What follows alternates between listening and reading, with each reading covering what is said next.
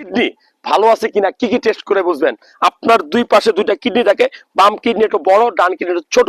এই দুটা কিডনির কাজ কি? এই কিডনি আপনার শরীরে প্রস্রাব তৈরির মাধ্যমে আপনার রক্তটাকে ক্লিয়ার রাখে। রক্তে যত মানে বর্জ্য পদার্থ, যত বিষাক্ত পদার্থ আছে সেগুলো বের করে দেয় এই কিডনি প্রস্রাবের আকারে।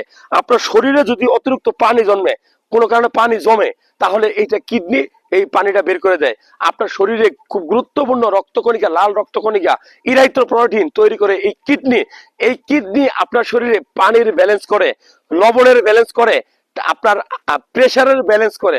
সো এই গুরুত্বপূর্ণ কিডনিটা ভালো আছে কিনা জানতে হলে আপনি প্রথমে যে টেস্টটা করবেন, ওয়ান এন্ড অনলি সবচেয়ে ভালো টেস্ট, সেটা হলো সিরাম ক্রিয়েটিনিন। নরমালি 0.6 বা 0.7 থেকে 1.1 বা 1.2 পর্যন্ত এই রেঞ্জ আপ ডাউন করে। এর বেশি হলেই কিডনি খারাপ দিকে যাচ্ছে। এরপরে কি করবেন? ইউরিন আরি টেস্ট করবেন, একটা আলট্রাসোনোগ্রাম করবেন, serum uric acid, serum urea, এই টেস্টগুলো করে দেখুন আপনার কিডনিটা ভালো আছে তো।